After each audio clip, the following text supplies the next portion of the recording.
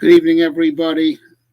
Welcome to this special presentation to both explain the idea of Asara B'Tevis, but particularly in light of that this is the Yahrtzeit, the Yom Histalkus of Morenu V'Rabbeinu, Rav Moshe Shapira, Rav Moshe ben HaRav Yitzchak Meir, Zechron Livracha, and everything we're going to say tonight about the explanation of Asara B'Teves, and of course, anything that we say about Rav Moshe is all going to be from his Torah.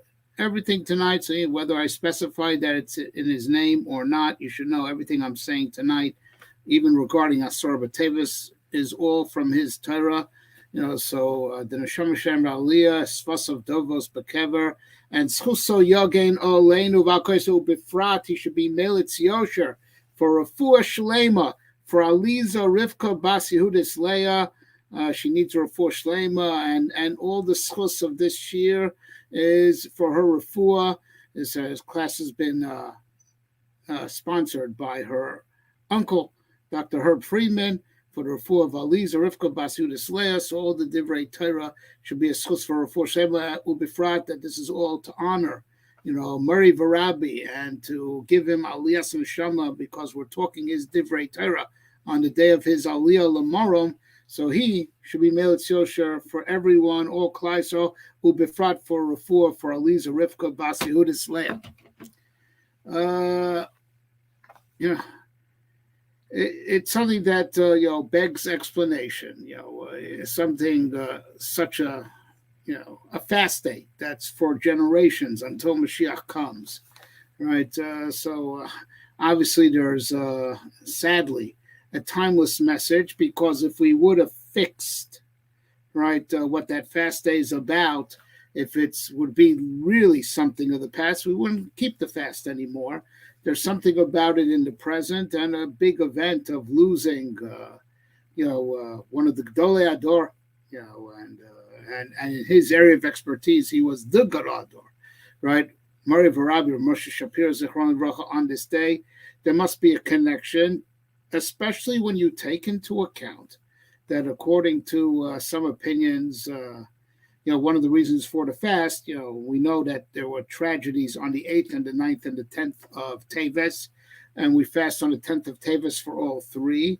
Some say the tragedy of the 9th of Teves was the passing of Ezra Sofer, and it's very interesting, something which we should look at, because you think sometimes the Yahrtzeit, is maybe it's a fast day for the members of the family if they're children of the deceased, but for the rest of the people, it's a Yom Tov. But we see that one of the reasons attributed to the fast of why the 9th of Teves should be a fast day, and what's all included, we have it all in mind when we fast on the 10th of Teves, is the death of Ezra Sofer. There's there are times when the passage of a great person is not just a tragedy at the time, but ever since, we're just happy that he goes to a higher place in heaven every year and year. There's such a thing that our missing him has done us some terrible damage. That is will only be rectified sometime in the future, as per having lost Ezra Sofer, and I think as per having lost my Rebbe. It is interesting to note that he passed away on a Motzoi Shabbos, leading into Asar B'Teves. If one would go according to Tseis Rabbeinu Tam, it still would have been the 9th of Teves. So there's definitely a bridge there, and we're going to explore that, and we'll explain that, and like I stressed, we'll explain everything through the lens of his Torah. All right, so I want to start with Asara B'Teves. Right, one cannot help but feel a connection between Hanukkah and Asara B'Teves. Right, obviously the proximity between the dates, they're just a week apart, barely a week apart. So Sometimes they're exactly a week apart, a little bit over a week apart, when there's only one day Rosh Chodesh Teves. This year was a year where it was 2 days Rosh Chodesh, right? But, but not just so much that they're close in time, right? There is a very real connection there, because the first, going in order of the days, and I'm not talking in historical chronological order, but on the 8th of Teves was the day when famously was the day of Targum Hashivim, that Talmi HaMelech, who was from the Egyptian branch of the Greek Empire, forced the Skenim, to translate the Torah. And when they did it, there were days of darkness, as is the title of tonight's presentation. 3 days of darkness. So it's dark 8, 9, and 10, right? And that's a very apropos reason why the 10th day of Teves can supplement, and be a fast day that goes back on the 8th, because the darkness that came down to the world was 3 days long and went into the 10th of Teves, showing that there is definitely a continuum between the tragedies that happen on these days. But historically speaking, right, the tragedy of the translation of the Torah into Greek actually happened latest in history, right? And the event right before that, X amount of decades before that, was the passing of Ezra. And way before that, right, at the time of, at the sunset of the period of the first temple, is, the 10th of Teves was when the king of Bavel ordered the siege around Yerushalayim. The siege commenced on the 10th of Teves. Samach, Lakotel, the Babylonian army pulled up against the walls of Yerushalayim. Right, that was on the 10th of Teves. Right, but going to the first of the tragedies listed, which was the last one historically, right, the Torah was translated into Greek. Now that happened before the story of Hanukkah, by 50 or 60 years roughly. The story of Hanukkah happens with the Syrian Greek Empire a couple of generations later or so. And one can't help draw a connection. Torah translated into Greek, and we had to fight the Greeks. But there's something else. The Gemara says, in Megillah, they had to change 13 things to make the Torah, because if they were just translated the Torah literally word for word, Talmi HaMelech would have seen in it either things that would get him angry, or things that would have been very embarrassing for the Jewish people, or things that he could use, to bring support for his heresies. They had to change 13 things, and we're going to get back to that number. The Assyrian Greeks broke into the Temple Mount. They broke through the Sorag. That was a certain gate, around the temple compound in 13 places, right? The Torah translated into Greek, they had to change 13 things. The Greeks coming into our temple and defiling it, and they broke it in 13 places. Alluded to in the Masur, Ufartzu Chomos Migdolai, they broke through the walls of our towers. They broke it in 13 places, and parallel to that, the Chacham of the door were metaking wherever a person would stand opposite a breach that the Greeks had made that subsequently was sealed up. But if that's where historically a breach was, you had to bow. You had to be mishtachave, by the pirza. Right? One can't help notice that there's something going on over here. So like we said, right, the story of Hanukkah happens after the story of Targum Hashivim. Right after that, and we have to explain what is the big tragedy of the Torah being translated into Greek. Right?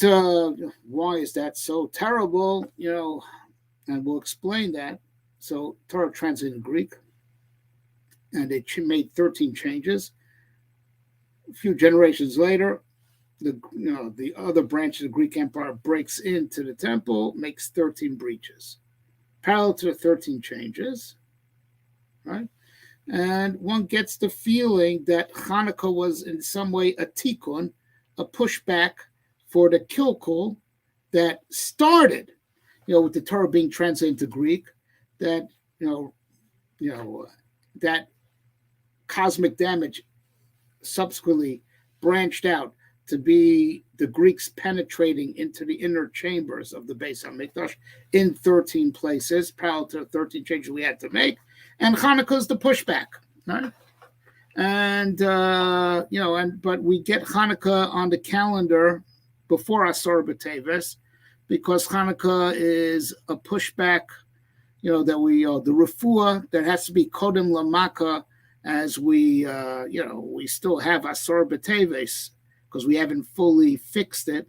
So you have Hanukkah, which was the subsequent antidote, and HaKadosh Baruch Hu gives us the antidote before we relive the ailment, right? And we're going to discuss this more, right? So to understand this also, what does it have to do, with Ezra Sofer, having died the next day, according to some sources. And after that, the king of Babel, he pushes his armies up against the walls of Yerushalayim.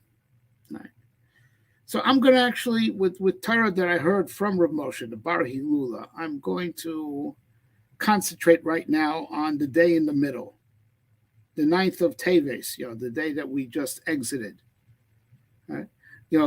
The death of Ezra HaSofer. So we asked before why this represents a tragedy that has yet to be fixed. We can understand why it's a tragedy for his immediate family and his immediate generation. But you would think that from that point onwards, you celebrate the Yahrtzeit because the neshama of the tzaddik, has aliyah, goes to a higher and higher place. Every day it's Yahrtzeit, and it's not that way. Right, this is a fast for losing Ezra, right, and to explain why losing Ezra is a type of destruction for the Jewish people. Right?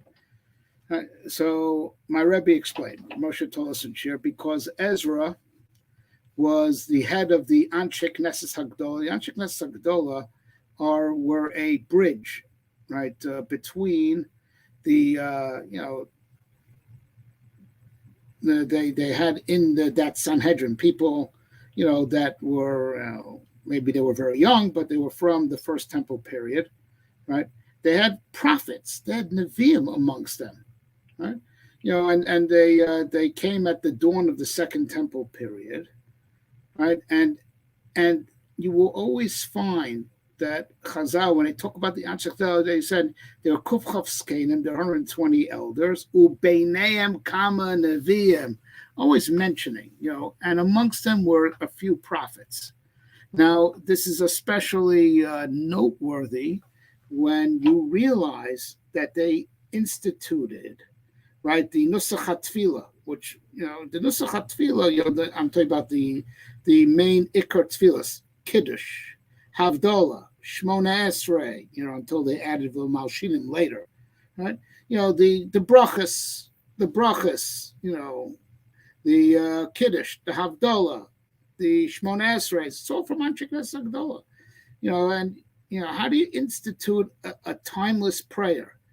Prayer you're supposed to ask for your needs. Aren't the needs of humanity constantly in flux, right?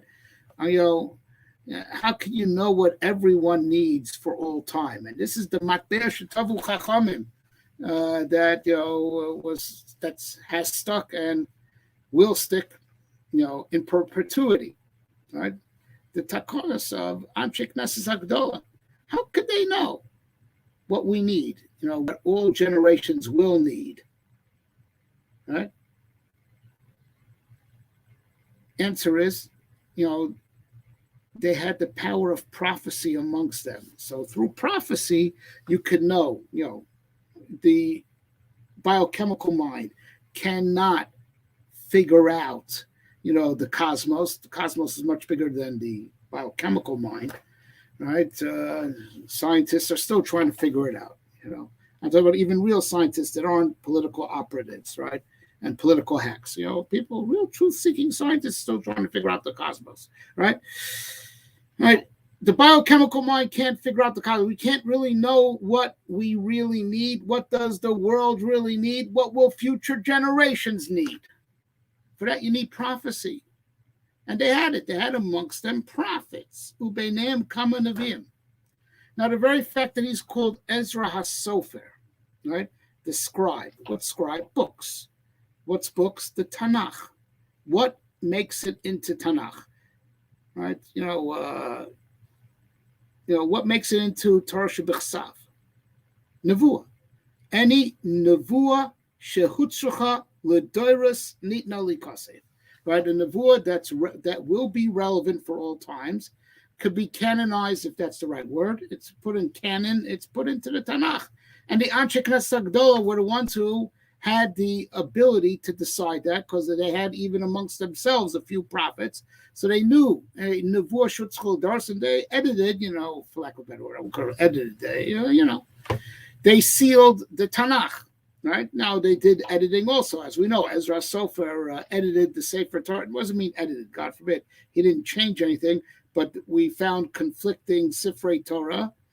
Gimel Sfar Ninsul Be'echol, and he took 2 out of 3, as it says in Masech Sofrim, and they had the, not just the authority. They had the authority because they were the Beis Din HaGadol of the day, right? But they had they had not just the legal authority, but they had the real ability. Not that we had nobody better. They had the real ability because there was prophecy amongst them, right?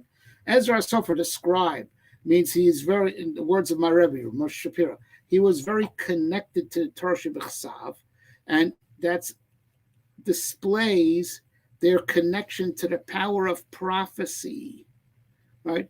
That earthly man is connected to the divine, and in the words, again, of my Rebbe, you could, that is very encouraging, even when in halacha, hear this well, even when in halacha you're not allowed to say, I know this because of prophecy. Like the halacha is like Rebbe Lazar and not like Rebbe Yeshua in this instance, right? Because min hashamayim yochichu, right? The Bas Kol said. Or even if a guy says, I know it from real prophecy, which is even higher than the Bas Kol, lo bashamayim. And if a person is very adamant, right? I know this because I'm a prophet. I know that this is the halacha. If he's adamant on that, we kill him, right? Because we know he's lying, because God, says, prophecy is not to be used in deciding matters of halacha, right? So even in areas where prophecy cannot play a role, like interpreting halacha, interpreting, right? The interpretation has to be done with the methodology of the Torah Shebaal Peh, the Midas Shatornid Dreshes Behem and Svara, right? The prophet can't say, I know that this is the Pshat because God told me, right? Right? Or I know that the halachah is like him and not like him because God told me. That's a Navi Sheker Lo Bashamayim.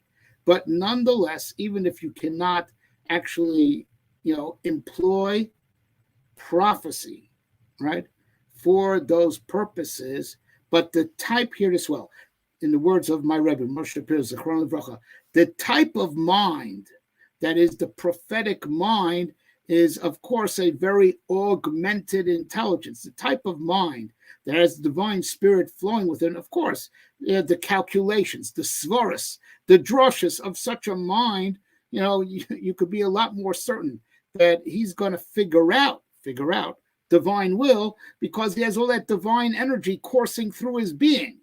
If it's the type of mind that could have prophecy, of course it's much more reliable, that it was mechavin la'amita shel Torah, even though he's not using, prophecy, he's not quoting God on this, but he has that type of divine energy coursing through him. So of course his intelligence is augmented by divine energy.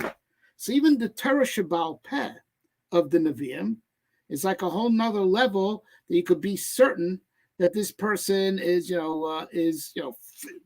figuring out. He has to figure it out, using the tools of Torah Shebaal Peh. right? He is, deploying those tools correctly.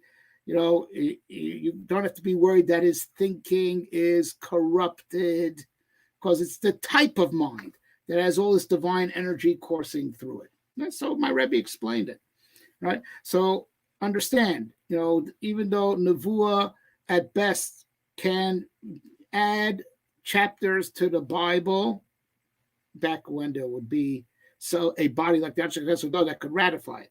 So because it's a Nevuah shehutzracha l'doros, right? But aside from that power to bring down more prophecies that will be added to the Tanakh, even in the areas of Torah Sheba'al Peh, in the interpretation of the law, right, or the decisions, rendering decisions in law where you can't do it in the name of God, but that type of mind is a lot more reliable, right, to figure out what the divine will is, if it's the type of mind that could have prophecy.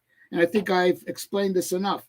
And I'm sorry I'm over-explaining it. I remember when my Rebbe said it, he also had to over-explain it because some of the guys in the Shir were hacking him about this. Right? Ezra HaSofer, right? He's described, he's very connected to the Torah Shebechsav, right? He was, the last of that, he was the head of the Anshe Knesset Hagdola, right? He, was that bridge to the era of prophecy. When he died, our connection to prophecy was lost. And that's why, by no coincidence, very rapidly afterwards, right, we begin our encounters with Greece. Right? There's a Shimon HaTzadik, right, who's Mishiyorik, so he was one of the leftovers of that Sanhedrin. So he already has encounters with Alexander the Great. And then, the rest is history. Generation or two later, the whole story of Targum HaShivim, another couple of generations, the whole story of Hanukkah. So by that time, right, prophecy had waned. And it's very interesting. It's a very interesting medrash that points out that the non-kosher animals listed in the Torah are parallel to the evil empires, right? And one of them is the shafan, right? I guess it's a type of rabbit, right? That the medrash says refers to the Yevonim. Sheshol, that shafan is an acronym. Sholu Torah mipi hanavim. They yanked the Torah from the mouths of the prophets. What does it mean? Right? They yanked the Torah from the mouths of the prophets. Right? It means that they rose as prophecy waned. Right?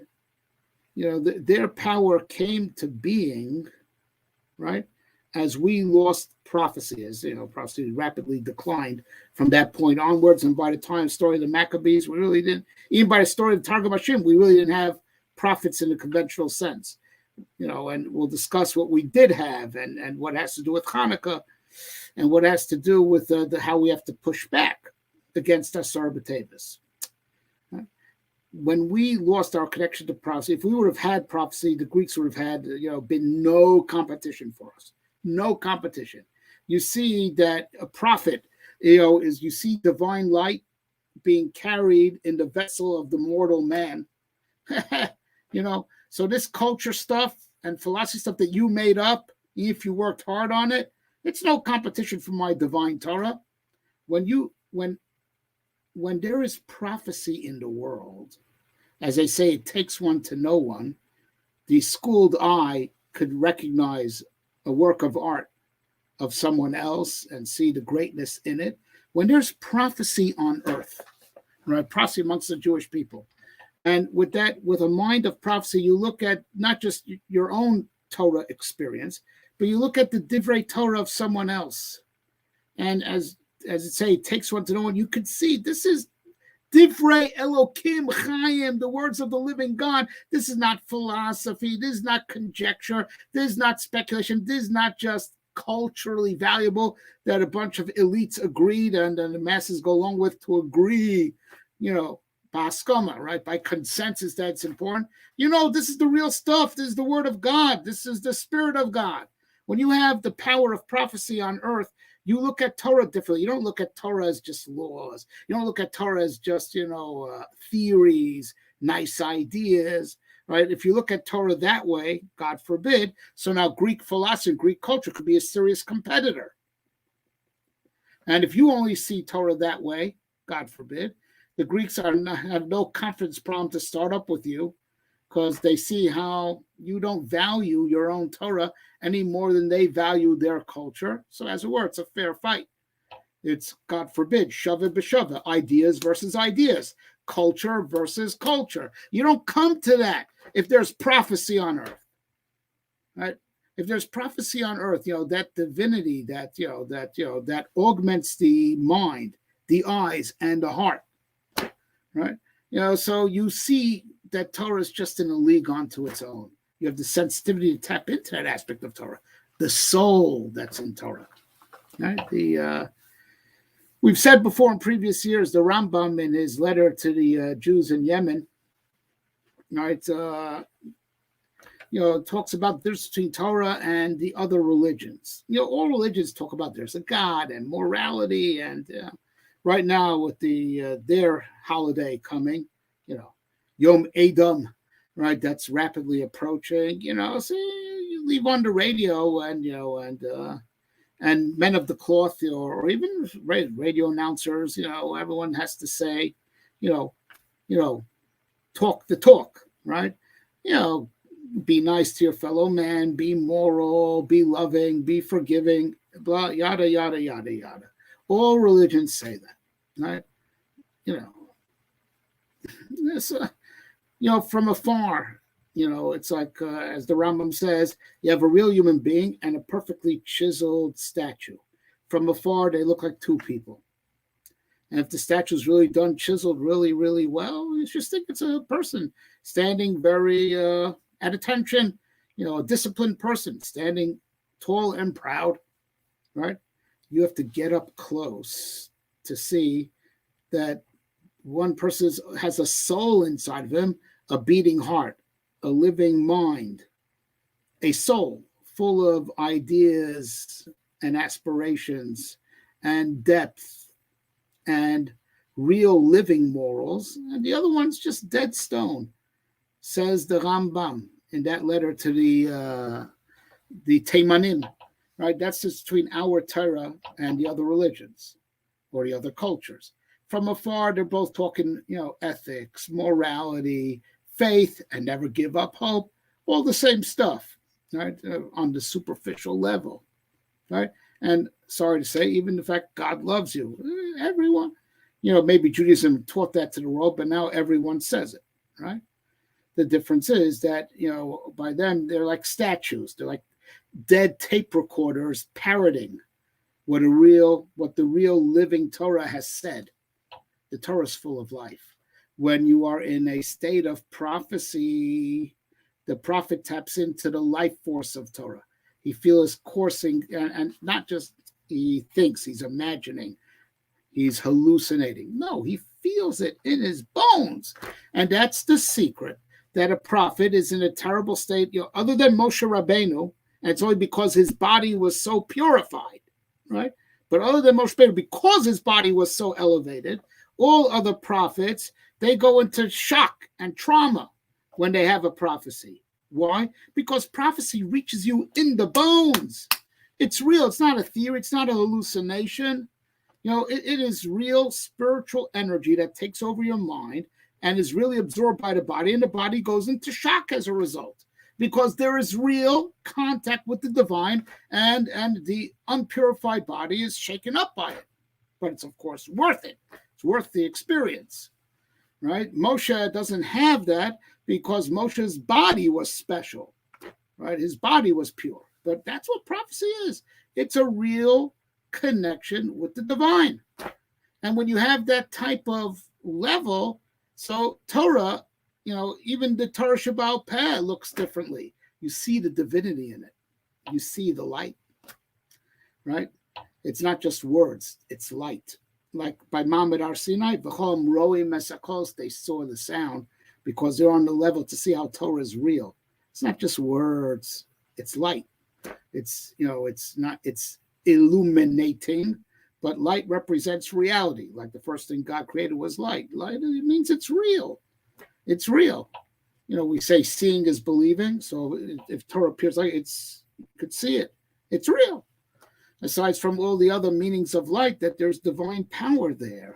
It's not just theories, sweet little nothings. There's real divine power. That's what it's like. And that's what it means.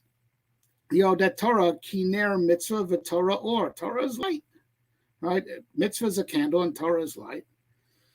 Right, the candle is smaller than Yom Kippur light, so the mitzvah, captures a little bit from the light of the Torah, as the Gemara in Sota explains, right? And Nefesh Chaim talks about this extensively in Shar Dalet, right? And and also, the Midrashim and the Gaon in his Pirush HaMishnah says Ner mitzvah is Torah shebe'al peh, right? And there's and Torah or is Torah shebechsav, right? Candle is the oral law, and the unmitigated light is the written law, because the unmitigated light is pure prophecy.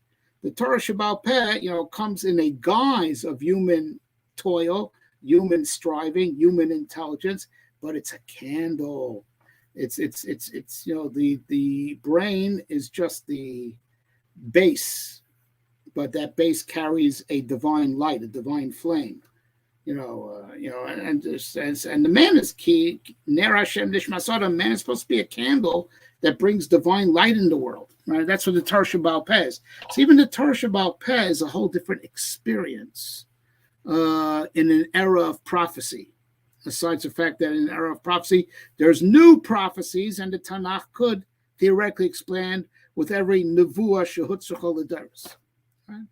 Purim was a nevuah shehutzachol l'daros, so you got the Megillah, which is tangibly visible in the eyes. One of the books of the law, tangibly visible, right? Right, that's the idea also that Torah Shebechsav, that was seen by the prophet, becomes a book that is for all of us to see. And as the Pia Setzner writes in the Chovas HaTalmidim, if only we'd come to the books of Tanakh with a little bit of spirit, when we see those letters, we would also see a little bit of what the prophet saw. We just promise that we don't come with our soul to the text. We just come with flesh eyes to the text. So flesh eyes that's not augmented by a soul only sees the black and white of the printer, right? Doesn't see the soul. Right? So the passing of Ezra Sofer got us disconnected from the level of prophecy, which, like we explained, is connection with the spiritual energy that is carried by the Torah.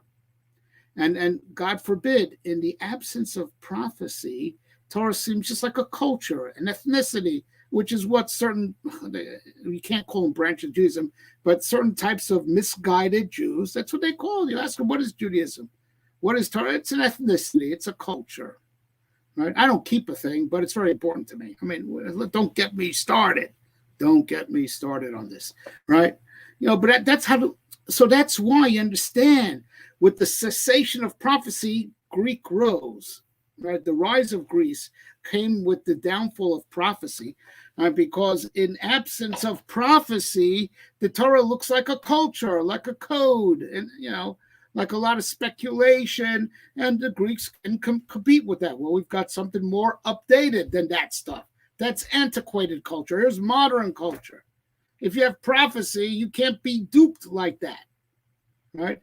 You would have a certain type of moral resilience, because you just know the truth, that would have translated into a physical resilience that the Greeks could have never had a victory in the first place, right? We would have been Maccabees from the get-go, right? Because they would have never even penetrated, right? And that's what we lost with the death of Ezra. And all this was explained to me by my Rebbe, Moshe Shapira. Right? So now, also, from what I've heard from him, let's backtrack in terms of the days of, the days of Teves, going back to the day before the 8th of Teves, which we, historically, the next event that we mourn in HaSarah B'Teves happened after the death of Ezra, the translation of the Torah, right? So now, So someone here should ask, well, translation, Onkelos translated the Torah into Aramaic. What's so terrible about that? Right? Yonasan ben Uziel translated the Nevi'im. Yeah, what's so bad about that? Right? We have Targumim. Right? So let me explain this to you. All right? There's, in Hebrew, a synonym for translation, not used by Onkelos, right? But used by Ibn Tibon, right? Ne'etak, Gedola Ma'atikim, copied, but the word otek, which also means copy, but it really doesn't mean copy. It means to move. Vayetak misham hara, he moved from there towards the mountain. It's to move it. It's to move it. A translation is when something moves away from its original state. And that's what causes to be lost in translation. But with Torah, this is very, very dangerous, because I say Torah is a soul. It's a body and a soul. So even in the greatest example, science fiction, right? I'll take even a cell of mine and I'll clone myself. God, the world really can't use another one of me. All right, this is all theoretical. No one gets scared.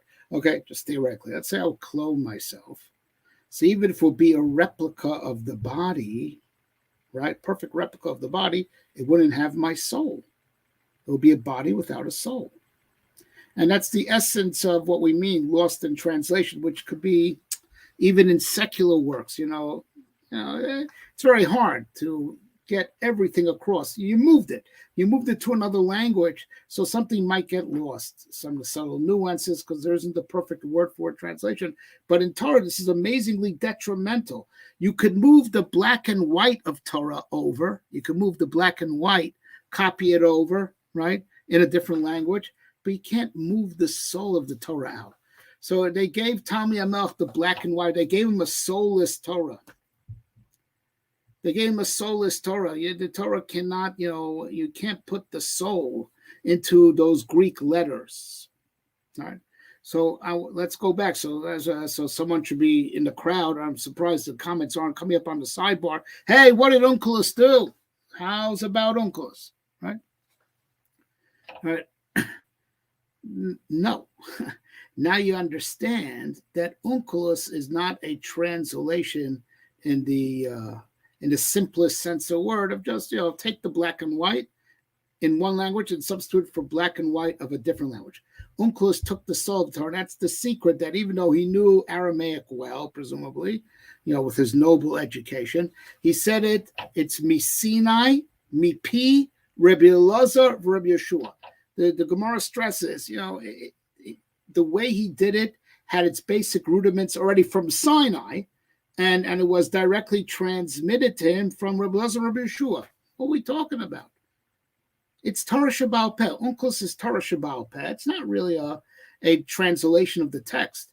It is kind of, sort of, on a superficial level, but anyone who learns Onkelos regularly knows he is coming, he is, interpreting it in the spirit, and hear these words well, in the spirit of Torah Sheba'al Peh. That's what it means, that he didn't just do it and with his knowledge of Aramaic, his knowledge of Hebrew.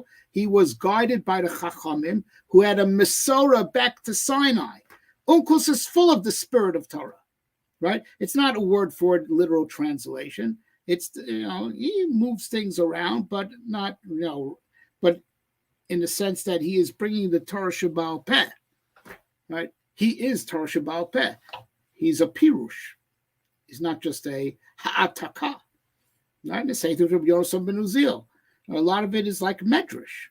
It's a spirit. It has a spirit to it, and that's what it means. He got it from his Rebbe, who ultimately have a transmission back to Sinai. What is this transmission back to Sinai about? It means they tapped into the soul of Torah. They tapped in. That's what it means. It was guided by Chazal all the way back to Sinai. They tapped into the soul. But a regular translation of Torah takes the words without the soul carried by the words. And that's what my Rebbe, HaRav Moshe Shapira, was, very, very upset with the translating industry that is so expanded. He didn't view it kindly, right? Not only that, he was very critical even in how things are translated in Hebrew and taught, in Cheder, even in an Israeli Cheder, using modern Hebrew to explain Torah. He felt a lot of misconception is there and it's all because of ignorance, a type of ignorance that people don't understand the soul of what they're learning. And so they translate literally and they totally mistranslate and misunderstand. I could be here all night. I urge you people to go to my website, and I have a whole memorial page for Moshe, and click in. There is a special entry, Rav Moshe on language. On language, we speak about this in great depth. So if I speak about that now, it'll be another whole hour separate from the 10th of Teves theme, right? But the reason why they had to, why do we change the Torah for a big intellectual like Talmi? Right? We don't change the Torah for ourselves. We just explain what it means, because we could leave the Torah as it is because we tap into the soul of Torah. The Goyim can't tap into the soul of Torah. They can't. Right? The soul of Torah is only revealed to us, just like only we are prophets, according to the Kuzari. Only we are the prophets. Right? Right, so says the Kuzari. I rely on him. That says that definitive statement. Only Jews could be prophets, and even according to him, even converts cannot be prophets. I mean, because of having previously been non-Jewish. We are also the nation of Torah Sheba'al Peh. We tap into Torah Sheba'al, which is the soul carried by those words. Right? So, of course, we shouldn't mess with the Torah. Just the opposite. If we mess with the Torah, we'd lose, right? Because only the words as they are carry that spirituality, carry that soul, carry that light. Right? And we have to be very careful in the translation industry. Very, very careful, because all you're doing is moving over to black and white into other languages. You're not taking the soul with you. Onkelos took the soul of Torah, and he was guided in that great venture by Rebbe and Rabbi Yeshua, and it all has its rudiments ultimately rooted in the giving of the Torah by Sinai itself. Right? Onkelos is not a regular translation. Okay. And Rashi is certainly not a translation. He's explaining. He's the Torah. It's Torah Sheba'al Peh. It's Hezber. It's not Targum. It's not to move the Torah over into the language, because in that transition, you take the black and white without the soul. So, being that was the case, Talmi will have the black and white of Torah without the soul of Torah. That dead body of Torah was very harmful, so they had to change it so it should be less harmful. We don't tamper with the Torah because we'd only lose by doing that, because the Torah as it is full of soul, and we can tap into that soul, and that soul's the Torah Sheba'al Peh, right? But that's the Torah Sheba'al Peh, with the cognizance that Torah Sheba'al Peh is also from God. It's not our interpretation. It's, interpretations of God that are coming through the prism of Jewish intelligence. If that's, I know that's a complex statement. If anyone is listening now and feels that statement needs to be said again, please put your comment on the board. Right? Right. So I'll say it again. The oral law is not human interpretation. It's divine interpretation that has come through the prism of human intelligence. And human intelligence is only privileged to be that prism, to reflect that divine interpretation, if we learn the Torah properly with the guidelines of the tools that the Torah is to be interpreted with, with all the tools, with also the dialectic method of the Talmud, right? Right, and that's easy to feel that way about it if we are innately prophets, so we're tuned in to the soul of the matter, not just we feel our soul, and feeling our soul, we could also see, that gives us the ability to see the soul of the matter in everything that we look at, right? So so Ezra, going in stark order now, Ezra dying. right? Which is a loosening of our grip on prophecy. And then the Greeks now demand our Torah, and our Torah is in a sense secularized by being translated, right? It was now the body of Torah without the soul of Torah, so they had to tamper in 13 ways to minimize damage. But it makes no difference. We now brought Torah down in a certain way, that in a superficial way, it looks almost on par with secular culture. And we even gave our Torah to them in that reduced state, because we lost prophecy and they gained that black and white that they forced us to give them. That gave them the power now to break in to the land of Israel and break into the temple. Because of our reduced level and how we augmented them by giving them the external body of Torah, they were able to break in. And like we had to change 13 things for them, they broke in by us in 13 places. Right? So now, now all of this has an earlier root, earlier in history, right? Right. Earlier in history is, when the king of Babylonia, laid siege to Yerushalayim, right? Right. Yerushalayim is the holy city, right, where the temple was and the divine presence rests. It's like the national body. We've explained this in other places. National body, and the divine presence is like our national soul, right? And laying siege is the beginning of the end of breaking in, right? Except that the damage that was done by that siege was pushed further along subsequently with the death of Ezra and with the translation of the Torah. And then we needed the pushback of Hanukkah. So now think about this. Hanukkah doesn't have a scroll. There's no Megillas Hanukkah. And for a simple reason, lo nitan li kosev, because there's no prophecy. Right? There was no prophet alive that could say by word of God, here is the prophetic account of the Maccabees that should be added to the Bible. As I'm sure everyone knows, the book of Maccabees is not canon. It's not part of the Tanakh. Right, and even historically, we treat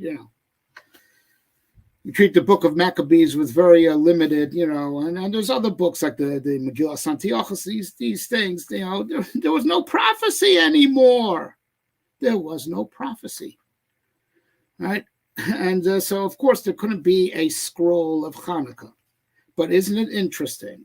So it's a holiday purely of the oral law, as opposed to Purim that still has roots in the Bible in the sense that it added a book to the Bible. It added the Megillah. I mean, it was a debate, but Ezra fought. Kisvuni Ladar, she was saying that the Megillah is a nevuah, like a nevuah shutzachol Ladaris, right? So Kisvuni Ladaris, right? Even if it's not, though it's Nevi'im, it's Ksuvim, it deserves to be added to the Bible, right? Hanukkah can add it to the Bible. There's no prophecy anymore. Right, the Greeks rose to prominence with the decline of prophecy, like we explained, and we explained, meaning I am telling you in the name of my Rebbe, right, whose Yahrtzeit is tonight. Okay, all right. So they could not, they couldn't write a book, but isn't it interesting that they instituted candle lighting, right? Something visual. The prophet sees. They wanted the Ner mitzvah. So now everyone knows, well, it's a countermeasure to Achoshech Zuyavan. We know that the original darkness by Genesis, the shapelessness, formlessness, darkness, and depth all refer, to being the elemental precursors of the four evil empires. And darkness is Greece, because secular culture is all darkness. Why is it all darkness? It's only because you can't see divine light that you could be conned into believing in all this cultural garbage, to think that it's valuable, to think that it's true. God forbid. I mean, now with the woke, it's off the deep end, right? It's only if you're in darkness, spiritual darkness, you don't see the difference between the light of prophecy, the light of the soul, right? And the physicality and the darkness of the flesh.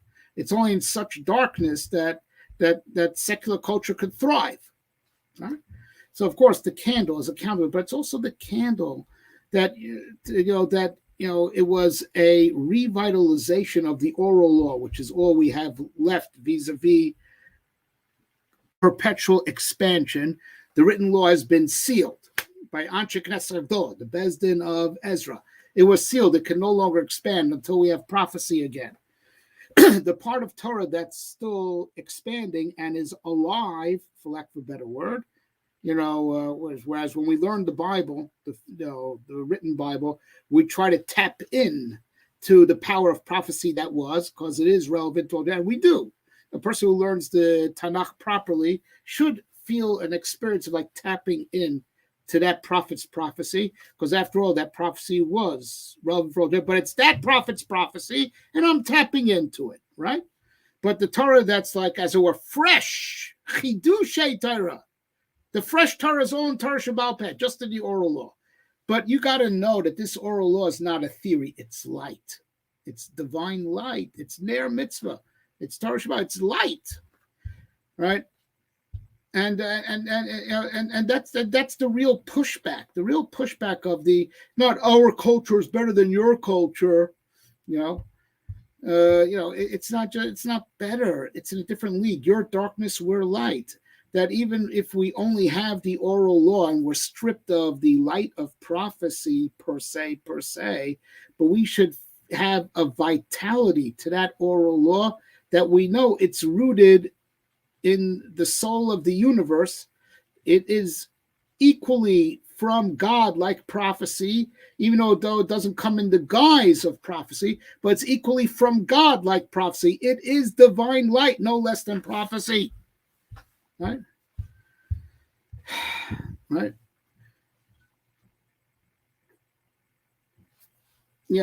I can't help. I'm afraid I don't want to forget saying this anecdote from my Rebbe. One day he came into Shir, and he was upset, because as we're going to discuss in just a few more minutes, he hated mediocrity. He was a man that wanted to get back to prophecy. Really. I mean that.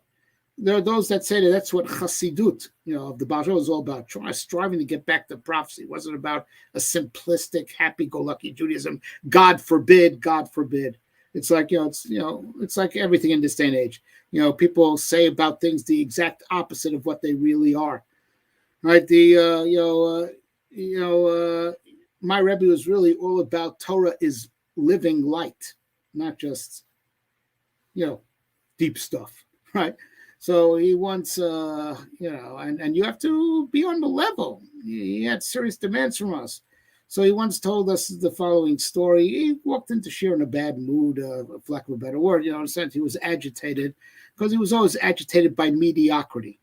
And he so explained to us that he had a story, that week, that teaching in Or Sameach, he shared a base medrash with the Russian program, newcomers from the former Soviet Union that were, newbies to Judaism, but rapidly catching up with a lot of fire and earnest, something which he admired, and we're going to talk more about very soon. Right, so he said this boy that had been there from the former Soviet Union that had been in this program, catch-up program, for about roughly 2 years, came over to HaRav Yesh li Sheila. It's okay, ask. You have a question, ask. I'm not really comfortable asking this question. Said Tisha. I'm really not comfortable, really. You will ask me this question. Don't be afraid. Rabbi, is it true that the Torah is this great light? Okay. Yeah. So the boy said, so why is everyone here an idiot? Everyone there, and my Rebbe was banging on the table. Lo yadati mala anotlo. Bemet lama kulam idiotim. I didn't know what to answer him. Really, in truth, why is everyone an idiot? We have a Torah that's full of not just human intelligence. It goes way beyond wisdom. That of course it puts all, even on the simplistic level, it puts, if you really know the rich heritage that we have, even on the most simplistic level, it puts all secular philosophy to shame. Our sages have contemplated, even if you learn them simplistically, right? We secular culture's got nothing to offer us. Believe me, secular psychology We're not, people don't even have the most simplistic awareness of the vastness of our treasure. But it's more that it's Or Gadol. It's a great divine light. It's a great divine light, right? So why are so many people who call themselves Jewish such idiots? Not tapping in. Now, the area of Torah, that is pure light, right? It doesn't even have the guise of being like morals, business ethics, because Jewish law, which is full of life, just by the fact that God commanded us to do it, let alone that there's so much divine wisdom in it. Jewish law from afar, right? It could look like, we have our law, civil law, they have their law. So why should I go to Beis Din? Why should I go to the Jewish court? Let me go to secular court. God forbid. It's a big sin, right? Because not just because this is what God really wants. That's true. That's you go to Jewish court because of God, but it's more than that. These laws are full of divine light, and when you live life by these laws, or if you adjudicate a situation by these laws, you're bringing tremendous divine energy into the cosmos and fixing injustice at the roots. I know root causes is a dirty word to me, because right away it seems to me a root cause means anything other than real cause. But don't get me started, right?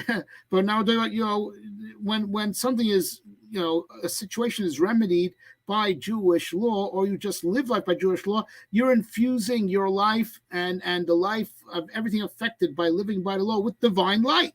And if you adjudicate a dispute with Torah law, you're injecting divine light, and really you're not just finding a way to like compromise and go along to get along.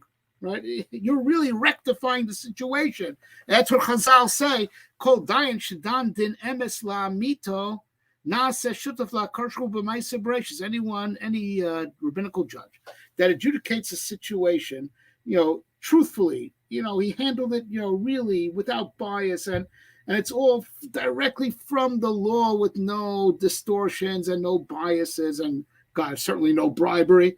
Right? He is a partner of God in creation. Why? Because the Torah is full of divine light, right? It brings light into the world, right? So to adjudicate the situation based on this law through the medium of the Jewish court, which is the only vehicle that could bring this divine light that's hidden within the law out, right? You fix the world. You don't just like make a compromise for the two. Just to move on. You really fix the problem. You're a partner of God in creation, because the law is full of life, full of light and life, like the neshama, right? So now let's go back. I should have mentioned this before. Let's go back to the 13 factor. They had to change 13 things for Ptolemy, and they broke in from 13 different places. What's the number 13? It means 13 is the numerical value of echad, one. Also, ahava, love, which makes unity.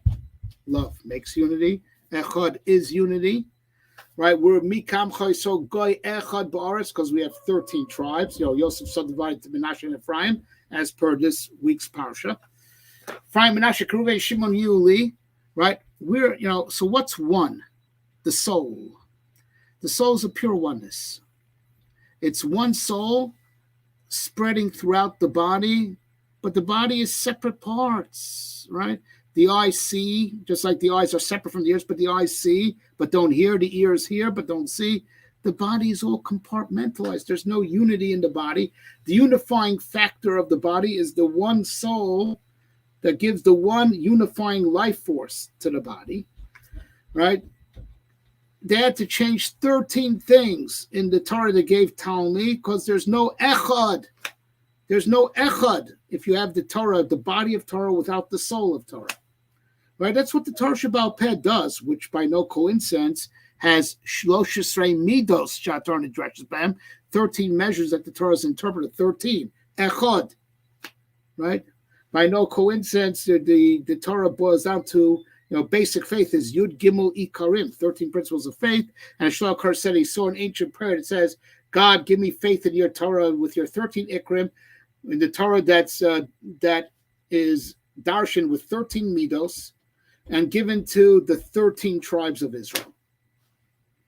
All the 13s, besod what we say on Shabbos, ata echad, v'shimcha echad, mikam chayso goy echad ba'aretz. The unity of God, the unity of his name, which is the Torah, and the unity of the Jewish people. That soul that has contact with the divine unity, the one soul that has contact with the divine unity, with the one Torah, which is the one divine will. Right? That's why it's all 13.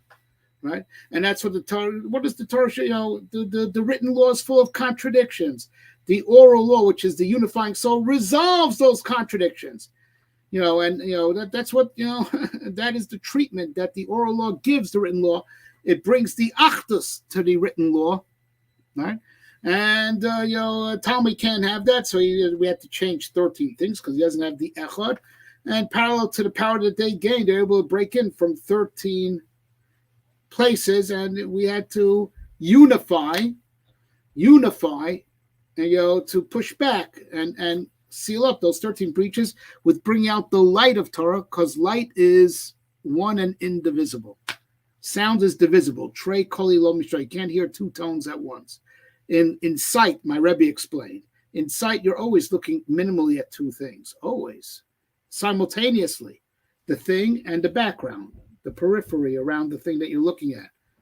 Right now, as I'm looking at my reflection in the screen, I'm seeing myself. I got to lose some weight, right? And I'm looking at all my books and all at once. Vision, light is unity, right? The unity that there is in the life force, right? Which is in the oral law, right? When you are in touch with the oral law, that you understand it's a soul, right? So like we would go back to, again, in the area of the raw practice of Jewish law, one could see it as disjointed and disconnected laws. The body of Torah, gufei halachos they're called, by no coincidence. And God forbid, of course, look at it like them as dead bodies. We call them gufei halachos, not, that they are what to do with your body, whether monetarily, monetary law, ritual law, but they're also called gufei halachos, like body as in living body. There's a soul there. But there's an area of Torah, it's called Nishmas HaTorah, the soul of Torah, called the light of Torah, right? And that's in the area of Kabbalah, right? Or, that would, the technology that we carve out from Kabbalah called Machshava, for whatever reason. I'm not going to discuss that now, but on the homepage of my website, evanshasiyah.com, you will see in my expanded eulogy I gave for my Rebbe at his Shloshim in the White Shul 5 years ago. I explained what machshava is, why machshava, and Tamei Torah, and its relationship to Kabbalah. See there, right? Those things, when you get to that level of Torah, which is an area of the oral law, and in the words of the Rambam in Hilchos Talmud Torah, Advarim shenekroim pardes Bechlal HaGemara Haim, right? That which we call the orchard, which is the secrets of Torah. They're part of the Gemara. They're in the Mikra Mishnah Talmud. They're in the area called Talmud. That's where they are categorically in the way Torah's arranged the different types of learning, right? But when you get there, you see the light of Torah, because it discusses the living divine wisdom behind the law, right? The philosophy, or in the words of Ramchal, do you know what you get when you know Kabbalah, as opposed to if you don't? You could see the oneness that there is in creation, how everything that ever happens comes from the one single God, and all to fulfill his singular agenda. The Kabbalah gives you the way to look at the world that way, but not just to rationalize the world that way, not just a narrative to describe the world that way, to see it that way, and that's the secret that the Zohar, which is the prime text of that, all of the Ari is based on, right? So the whole Ari is to explain the Zohar, right? The Zohar is like the Talmud of the field of Kabbalah. Sefer Yetzirah is like the Mishnah, the Zohar is like the Gemara, but the ultimate definitive explanation of the Zohar is the Torah of the Ari. He was able to explain the two Idris and its Sefer Tznusa that the other earlier those who came before him could not adequately do, or if they knew it, they kept it to themselves, right? So in Zohar it says, whenever it makes a point, Tochazi, come see, right?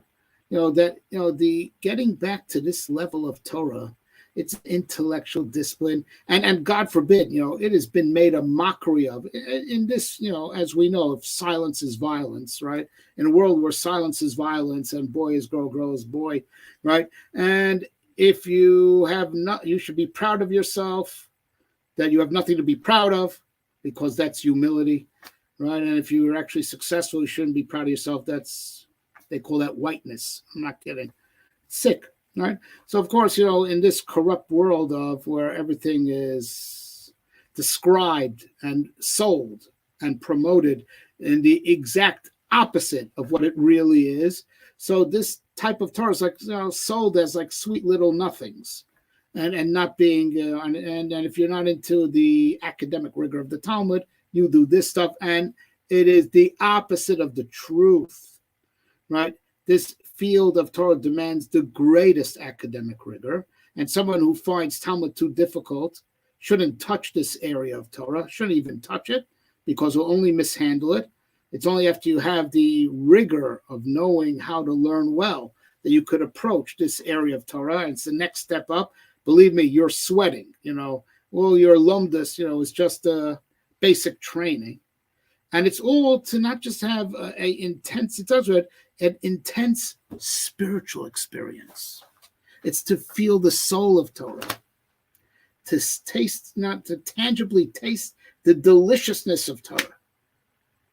And that's what my Rebbe was all about. He was all about, in this day and age, God forbid, you could Google anything and get some very superficial and even sometimes even true information. But it's like a translation, the way we explain translation. It's soulless. It's without any soul. It's without any feeling. It's without any divine light. My Rebbe opened up, all areas of Torah. He was a master of all of them, but he opened up the Torah Sasod, in a way that we could see it, we could feel it. And that's so counter to what HaRav Moshe Shapira laments. HaRav Moshe Shapira laments, the disconnection from the soul of Torah, as the way that we explained with his Torah. That's what HaRav Moshe Shapira, and the original Babylonian siege was the beginning of that, and it reached, further levels of actuality, with the death of Ezra, and then with the translation of the Torah into Greek, right? A process of disconnection from the soul of Torah, right? And he was about not just bringing back areas of Torah that were deemed too difficult or were just not on the level. Is there anything worse to saying we're not on the level of Torah, that we give up on the Torah? We give up on learning certain parts of the Torah. It's not for us. God forbid. Right? The Torah was meant for the Jewish people. It's a famous medrash that makes a special, interesting inquiry. Who was created for who? Were the Jewish people created for the Torah? The Torah was created for the Jewish people. A question I would think you're not even allowed to ask. And the medrash says, the Torah nivras b'shvil Yisrael. Torah was created for us. I mean, there's parts of Torah, it's just not shaykh to us. That's the biggest lie there ever was. It comes from what's really big now in this day, and we alluded to before, be proud of yourself. You have nothing to be proud of. Revel in victimhood. Don't have aspirations. Don't have ambitions. That's whiteness. That's what they say. That he in tandem, in perfect parallel to his life's work, to bring us the living soul of Torah in a way that you could see it and feel it as the living soul. That shouldn't just be lahavin ulhaskell to understand, but v'hoyer einenu b'sarasecha, v'dabek libenu b'sarasecha, that above that we should see it. We should feel dvekas to it above the intellectual understanding. Above, but rather kihem chayenu, right? To make it alive, right? To make it alive. It's not just that his explanations were better and sharper and more accurate. He did it in a way that it was alive. It was visible. Right? And in tandem to that, he demanded unmitigated sacrifice, unmitigated toil, right? To work your backside off. He was always inquiring of me how well I'm learning, not just, that I turned up to his lectures faithfully, took good notes, but he wanted to know what was going on, during the week when, my Baba Mitzia, my Baba Kama, was I really burning the midnight oil? He demanded aspirations. He wanted to make Am Yisrael great again. That's what he wanted. And he was a tough guy when he needed to be, so he could be kind also, don't get me wrong. But he was a really tough guy, and he was very demanding, right? And yet he loved Baalei Tshuva, right? He loved, the newcomers to Judaism, the newbies, and he had a special place in his heart for them, and he honestly believed that they are the future of the Jewish people. But wait a minute, for Kiruv, don't you have to be like a softy, yada yada? No. He loved the Baalei Tshuva because they were fighters, right? They these are the people. They're like Shevet Levi. He believed they were the Levium of the door. That just like say, turned their back on their family, on their culture, right? Threw it all away with great sacrifice because they suffered, alienation from friends and family, and probably were cut off financially, and they resisted.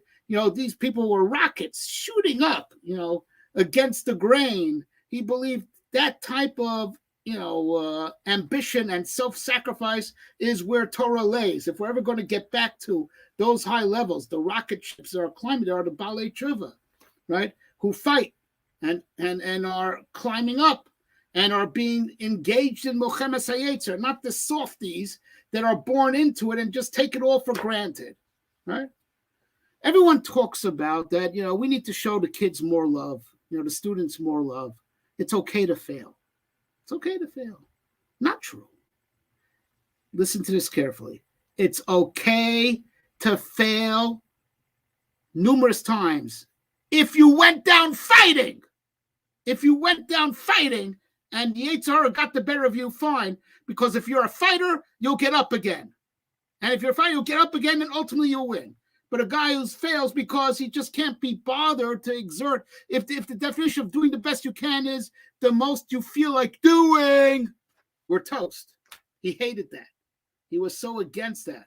He was against making Torah easy, user-friendly, sugar-coated, and all that stuff. He thought that would destroy Torah, right?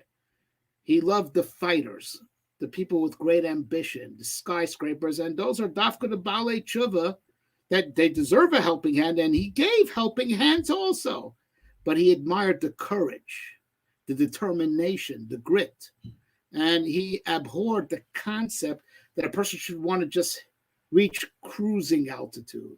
And that's a disease. Even people, when they're younger, they're steiging, right? But they just want to, they figure once they reach a certain age, a certain proficiency level, or a certain social status, they just go cruising altitude or just gliding. He hated that. And he wasn't that way. He was always changing. I knew him, in the last couple of decades of his life. Yeah. And even I just watched a man who was already a gadol when I first met him, skyscrape. Constantly, reaching higher and higher levels, not just of intellectual discovery, even though he had enough chidushim that he could ride on forever, but not just intellectually, but spiritually. He was always challenging himself. To great, like getting up even earlier. He got up while still dark. He got up even earlier. The man barely said. He was constantly pushing himself until the end of his days. And that's what he wanted from us. Because if you want to tap in to the Torah, on the soul level, which is what his life work was, to reveal that light. That light that's symbolized by the Ner Hanukkah, which is the pushback. In our low state of lack of prophecy, we still have the oral law, and we feel the life and light in the oral law. It's not dead thought. It's not dead legalities. It's not dead philosophy. It's light. He was all about bringing out that light, bringing out the areas of Torah that clearly steer into the fact that Torah is not law, it is light. It is light that is carried in law. The law is the gufei halachas, the body that carries a living light, soul light. It was his life's mission, right, to bring out that area of Torah, and it was his demand of his students, right, to be skyscrapers, to not just want to be, not just intellectual curiosity, but to fight against all the weaknesses of the flesh and the weaknesses of a mediocre society. Resist that all, break through it all, just like you have to break through all the barriers of the body to reach the soul. You have to also break all the barriers of a mediocre society, rip through it and skyscrape, right? His death on 10th of Teves, where we lament the drop of disconnection, right, from the soul of Torah, because of the loss of prophecy, right, and how Torah moved away from its position of being closely connected to its spirit, to a dead translation, right? And when he left us on this day, he was our Ezra Sofer. He was our bridge to books that were thought, not for our generation, it's the HaGaon, Safra Tznusa, it's the Leshem, etc. He's the one who brought it back, but didn't bring it back as in like oral reprinting, and because he brought it back, that's why all these books are constantly being reprinted, because there's interest because of him. It wasn't just brought it back in a shallow, popular way. He brought the thing itself back, its light back. And we have to push back, He left us, but he told me, before he left, right? Asel HaRav. If you don't have a Rebbe, it'll come a time you don't have a Rebbe, make yourself your own Rebbe, right? Find the answers within by showing yourself no mercy, right? Showing yourself no mercy and pushing yourself to the limit, right? You make yourself your own Rebbe, and God speaks to you and gives you guidance through your own soul, which will appear to you through your own mind if you're striving for that level. So apropos, he was nifter, his Yahrtzeit comes out the week of Parshas Vayechi, that nistimu einayim, the eyes and hearts of the Jewish people closed when Yaakov died. He was our Ezra. He was our Yaakov Avinu. He didn't just teach us information, but he opened our eyes and hearts. And Nebuch, with his istalkus nistimu einayim v'libam shel Yisrael, but we have to push back. If we are his Talmidim, it is our responsibility to, spit in the face of this pathetically mediocre, compromised generation, scream the truth from the rooftops and skyscrape, try to stop me, right? That has to be the attitude, especially in this time. We're being engulfed with the darkness of woke and secular culture. Has never been more disgustingly anti-truth. The darkness has reached, its darkest point. We have to push back, right, with tremendous self-sacrifice and self-determination, and never give up on being the great Am Yisrael, Sheim Lav Neviim Heim, B'nai Neviim Heim, Zchus HaYagen Aleinu V'al Kol Yisrael.